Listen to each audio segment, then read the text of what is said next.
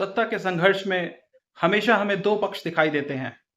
ऐसा अगर मार्क्सवाद की थ्योरी को देखें, तो वहाँ पे भी हमें एक प्रॉपर्टीड क्लास दिखेगी और दूसरा एक हमें वर्कर्स क्लास दिखेगी, जिसके बीच में निरंतर संघर्ष बना रहता है। अगर बात करें हम कोल्ड वॉर की, तो कोल्ड वॉर में भी सत्ता के लिए जो संघर्ष चल रहा था, उसमें एक कैपिटलिस्ट ब्लॉक था और एक कम्युनिस्ट ब्लॉक था। उसी शीत युद्ध के दौरान, कोल्ड वॉर के दौरान हमने देखा कि एक अलायंस बन के आई थी नेटो नाम से, नॉर्थ अटलांटिक ट्रीटी ऑर्गेनाइजेशन।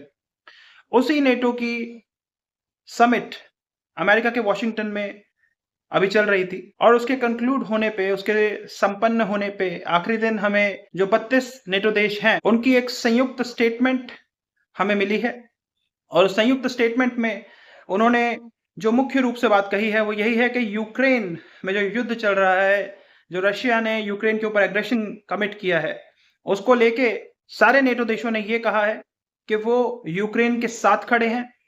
अब कितने साथ खड़े हैं ये हमें दिख रहा है। यूक्रेन तबाह हो रहा है, बर्बाद हो रहा है और 32 नेटो देश कह रहे हैं कि हम यूक्रेन के साथ खड़े हैं। खैर, ये जो 32 देश हैं नाटो के, इन्होंने $40 बिलियन के आसपास अगले साल के लिए यूक्रेन से वादा किया है कि वो उसे सैन्य सहायता प्रदान करेंगे, क्योंकि ये एक सैन्य गठबंधन है। तो इन्होंने $40 बिलियन के आसपास कहा है कि यूक्रेन को ये सैन्य सहायता उपलब्ध कराएंगे।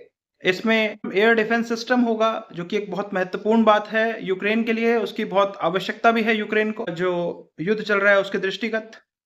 और साथ में F-16 विमान भी यूक्रेन को मिलेंगे। अब यूक्रेन मना तो कर नहीं सकता, क्योंकि यूक्रेन को आवश्यकता है इन सब चीज़ों की अपनी रक्षा के लिए, अपनी sovereignty, unity, integrity, national interest को ध्यान में रखते हुए उसे स्वीकार तो करना होगा। लेकिन वो इससे ज़्यादा मांग रहा है और नाटो के ऊपर दबाव भी डालने के पूरे प्रयास कर रहा है। साथ ही साथ उन्होंने एक काम और किया है। उन्होंने अब जब यूक्रेन की वो साइड ले रहे हैं, तो रशिया के खिलाफ भी बोलेंगे और रशिया के दोस्त चीन के खिलाफ भी उन्होंने स्टेटमेंट जारी करी है। और स्टेटमेंट में उन्होंने ये कहा है कि चीन रशिया के साथ अपने व्यापारिक संबंधों को बढ़ाने की आड़ में कुछ ऐसे ड्यूअल यूज टेक्नोलॉजी और ड्यूअल यूज मटेरियल भी रशिया को प्रोवाइड कर रहा है, दे रहा है, जिनसे कि खतरनाक हथियारों को बनाया जा सकता है उन्हें असेंबल करके। वासेनार एग्रीमेंट है। वासेनार एग्रीमेंट में यही बात होती है, ड्यूअल यूज टेक्नोलॉजी से बचने की हम बात करते हैं, उससे इसे जोड़ के हम देख सकते हैं कि उसके अगेंस्ट जाती है ये बात। तो उन्होंने सभी देशों ने चाइना के ऊपर ये आरोप लगाए हैं कि वो इस तरह से युद्ध को भड़काने का काम कर रहा है और जो ये ड्यूअल यूज प्रोबेबिलिटी वाले जो मटेरियल रशिया को सप्लाई करे जा रहे हैं चीन के द्वारा, उससे अस्थिरता पैदा होगी, इंस्टेबिलिटी आएगी।